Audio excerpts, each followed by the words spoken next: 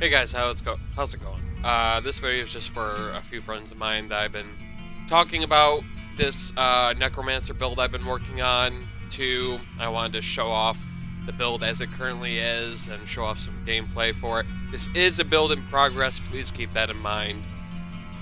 So, this is my level 70 Necromancer. It's a seasonal character, currently at Paragon 249, something I'm working on. Main components of this build that matter as far as gear goes. First of all, we are making use of the Tragul's Avatar armor set at 2 pieces. Blood Rush gains the effect of every rune. We'll be going over skills in a little bit. You'll see why that matters. At 4 pieces, while at full life, your healing from skills is added to your maximum life for 45 seconds, up to 100% more, effectively giving me double health. And at the full 6 set, your life spending abilities deal 3,300% increased damage. Your healing from skills is increased by 100%. Again, all of this will come into play when I go over the rest of my equipment and when I go over my skills. You'll see why this matters so much. The rings, we're using the Bastions of Will set, so we've got the Restraint Ring and the Focus Ring. With the full 2 pieces, when I hit with a resource generating attack or primary skill, I deal 50% increased damage for 5 seconds. And when I hit with a resource spending attack, I deal 50% increased damage for 5 seconds. Again, kills. I mean, that's pretty self-explanatory. Just, 50% increased damage no matter what. Alright, whatever. Now, both of these rings are socketed, and in this one we have a rank 3 Pain Enhancer, meaning I've been trying to slowly rank up my legendary gems. I just finished ranking up that one and that one last night, so I'm working on this one now. At rank 3, critical hits cause the enemy to bleed for 2,650% weapon damage as physical over 3 seconds. And once this gem hits rank 25, I'll be gaining Blood Frenzy, granting me 3% increased attack speed for each bleeding enemy within 20 yards. So just racking up. The attack speed doesn't really matter so much, but the bleed damage is super nice with the critical hits. And you'll see how that plays into things here in a little bit. On this ring, we have the Bane of the Powerful. This is a rank 25 legendary gem. Gain 20% increased damage for 55 seconds after killing an elite pack. And just by default, I gain 15% increased damage versus elites and take 15% reduced damage from elites. So super helpful since this is a build that's primarily being used for greater rifts. Hunting down specifically elites. I can clear junk mobs pretty easily with this build, and that works as well, but elites especially are what I'm going for with this. Hellfire Amulet, just because, the poison skills deal 20% more damage doesn't really matter so much, but having that 993 additional intelligence, having that 205 physical resistance and Serration passive, those are okay.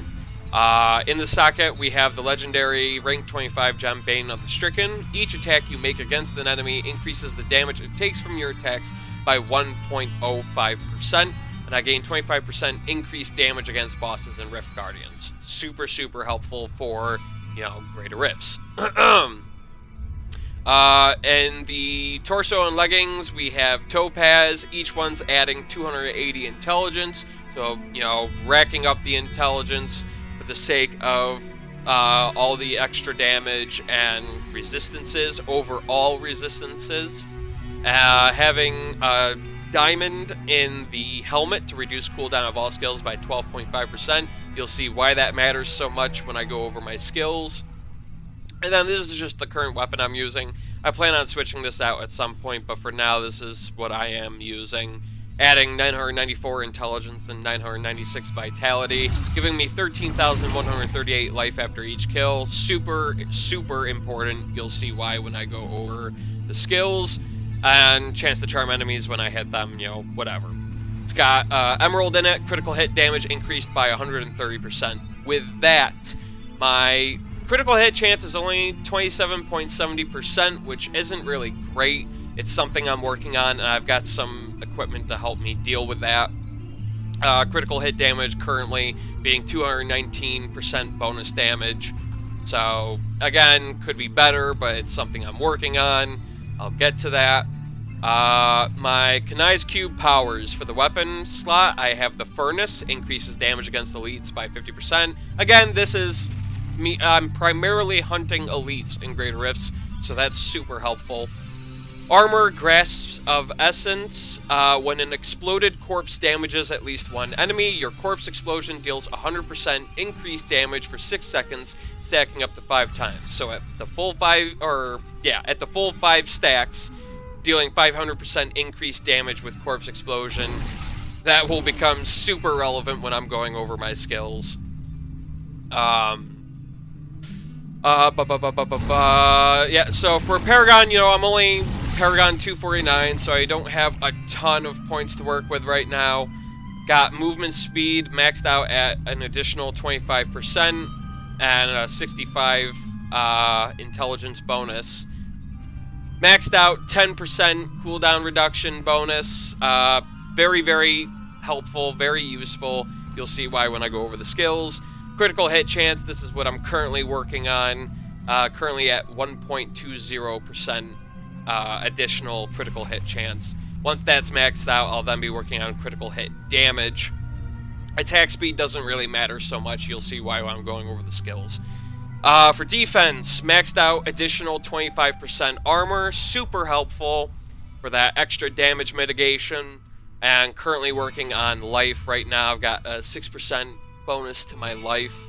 And then for utility, I've got maxed out area damage. I do an additional 50% area damage. And I'm also currently working on life per hit. Currently, it's 1,931.1 life per hit.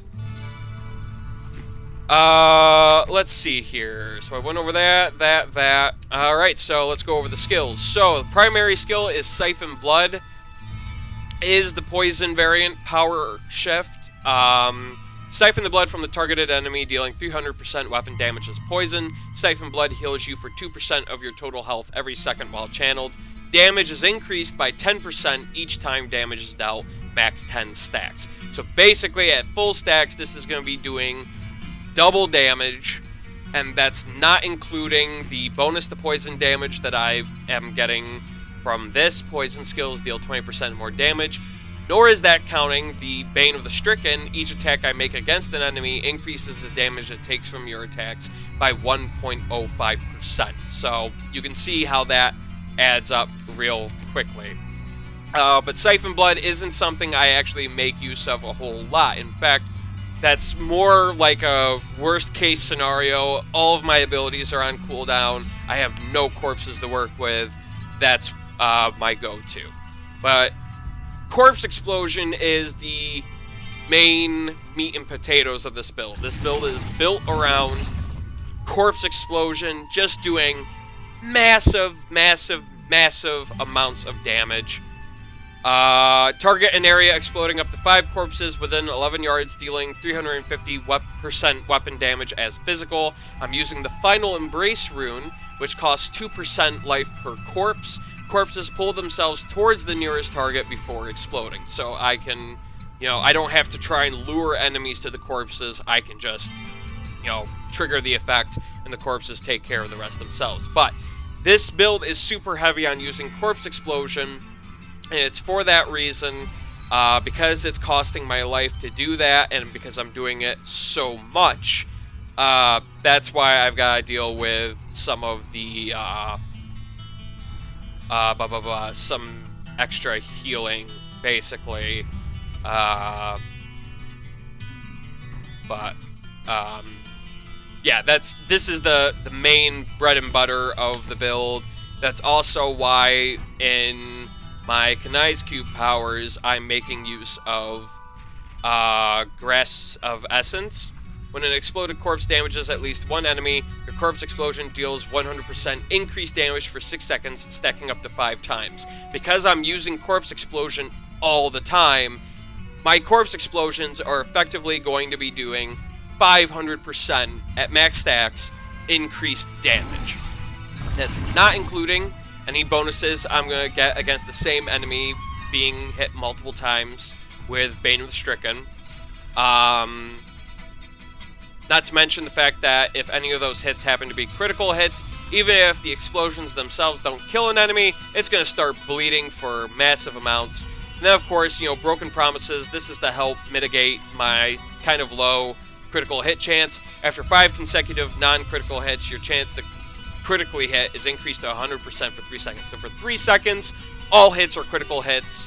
Just a ton of damage. Just absolutely floors entire swarms of junk mobs, can devastate elite packs and uniques and bosses and Rift Guardians. Super helpful. So to try and support that, first action bar skill is Command Golem with the Flesh Golem ability. The Golem being there itself doesn't really matter so much. It's the active that matters most, because if I'm trying to make use of Corpse Explosion and just so happen to not have any corpses on standby, I can activate this, and boom, I've got 8 corpses to play with. Very, very helpful in a pinch. Blood Rush. Super helpful. Shed your mortal flesh and reappear up to 50 yards away, passing through most obstacles. Increases your armor by 100%. That part doesn't matter. The point is, because normally this has a cooldown of 5 seconds and costs 5% health to cast, because of the Trag'Oul's avatar set, however, Blood Rush now gains the effect of all of its runes. So that includes Potency, increases your armor by 100% for 2 seconds after casting, so double armor. Transfusion heals for 2% of your maximum health for every enemy passed through. This is actually raised up to 4%, thanks to the double healing from my skills that I'm getting from having the full 6-piece Trag'Oul's avatar set. Molting leaves a corpse at your original location when used. Works hand in hand with Corpse Explosion. As I'm moving around the field, I'm leaving behind all these corpses. Hemostasis removes the health cost completely.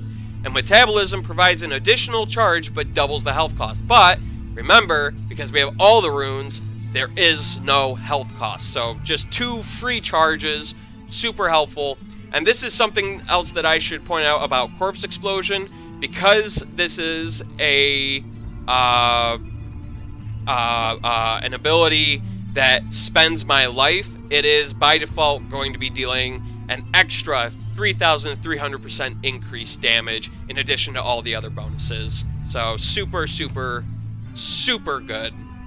Bone Armor, using Thy Flesh Sustained, costs 20% health doing it this way.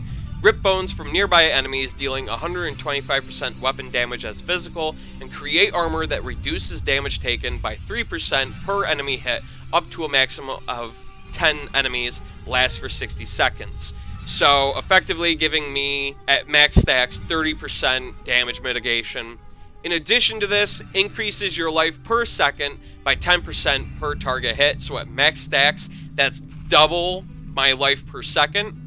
Super important, because all of my abilities here are costing health, because it just plays into the Trag'Oul's avatar ability of life spending abilities dealing that much more damage. And Army of the Dead, this is my giant killer. This is for when I need to kill something big quickly and I don't have any corpses to work with. This can be really helpful in a pinch. Army of the Dead, using the Deadstorm rune, so it costs 20% health to cast. Has a 2-minute cooldown, which is why I try to mitigate the cooldown with the diamond in my helmet slot and with my Paragon points being the way they are.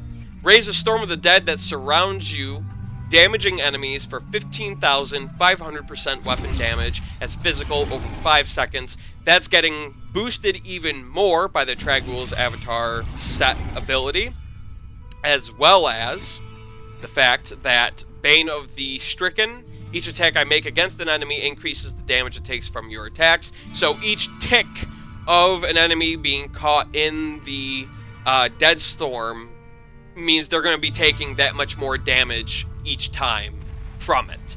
So a lot of damage adding up really quickly. Plus, chance for critical hits to be caused, which could cause bleeding. And if there's several consecutive non-critical hits, then for 3 seconds, all my attacks are going to be guaranteed to crit. Super helpful. For passive skills, because this is so heavily reliant on consuming corpses and spending health, none of my abilities cost essence. All of them cost health or nothing at all. Because of that, the passive skills have to be built to try and support me. So first we have Life from Death. Consuming a corpse has a chance to spawn a health globe. So every time I'm using Corpse Explosion, chance to spawn a health globe to try and heal me. Blood for Blood, picking up a health globe removes the next cost, or removes the health cost of the next blood spell. This effect can stack up to 10 times. Super helpful to mitigate the health costs for all of my abilities.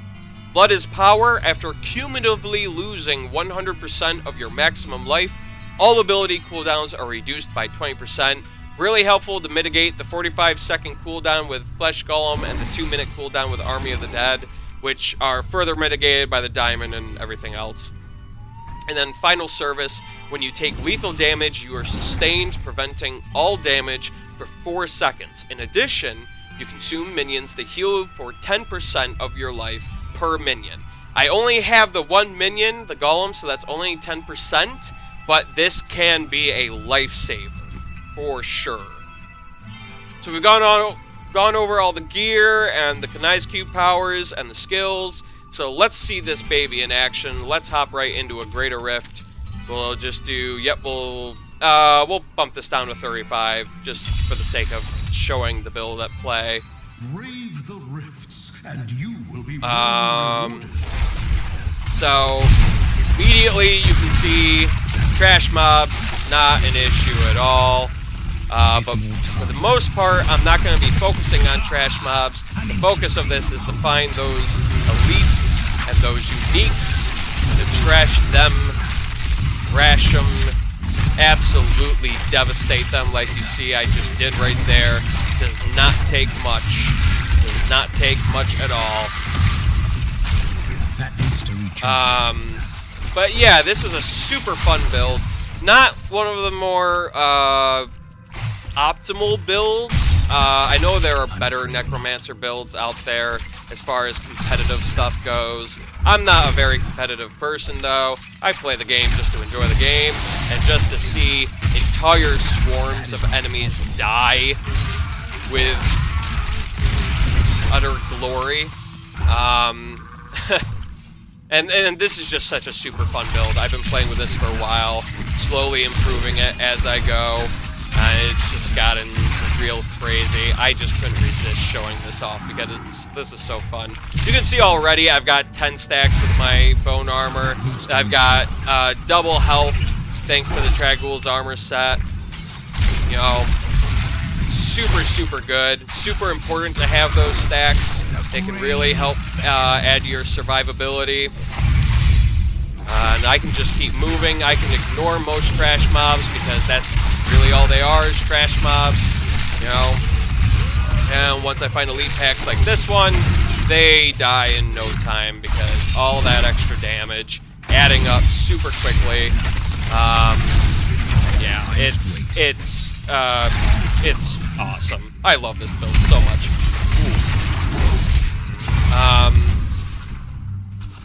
Alright, so we'll just move on to floor 2 then. Wow, same exact floor theme. We got an elite pack right off the bat. That's pretty nice. Let's go ahead and running low on health there. That's okay. Grab these health globes for the sake of healing and for mitigating the health costs next time I use an ability that actually costs health. Again, trying to make complete use of the healing from Trag'Oul's avatar set. Double healing, so 4% healing for each enemy I pass through when I'd use Blood Rush to try and keep me alive. A lot of mobs here. I'm just going to go ahead and start cleaning some of these up. Because that is a viable tactic with this build. It's not what the build is primarily aimed at, but it certainly works. You know, trash mobs, not only are they pretty easy to kill, but they offer plenty of ammunition for corpse explosion.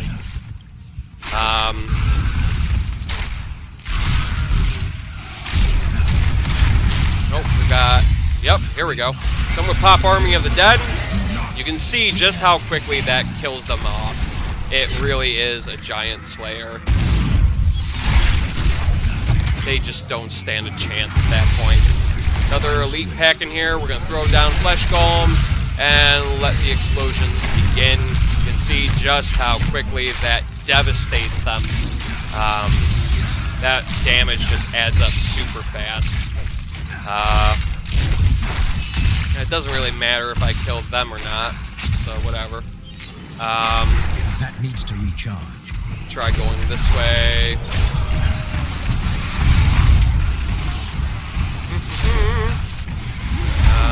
That is not possible. Yep, and we'll just move on to the next floor. Again, primarily concerned with finding these elite packs, because that's where I'm going to really shine. You can see just how quickly they get decimated. They just end up not standing a single chance in hell. I must wait. Trash mobs even more so, really.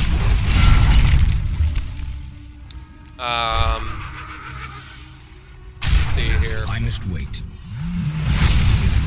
There's another elite pack.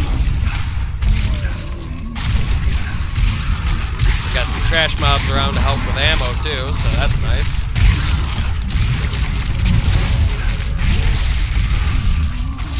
Alright. Grab those health globes. We got a shrine over here. Channeling shrine, so that's nice. We'll just move on. Wow, back to this place again. What is going on here? This world can abide you no longer. This will be a challenge. An elite pack over here.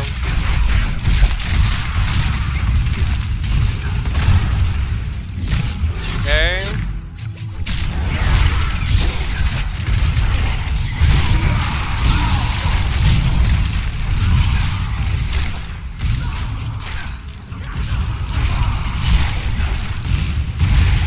Try going up this way. Hello. Oh, wow, okay.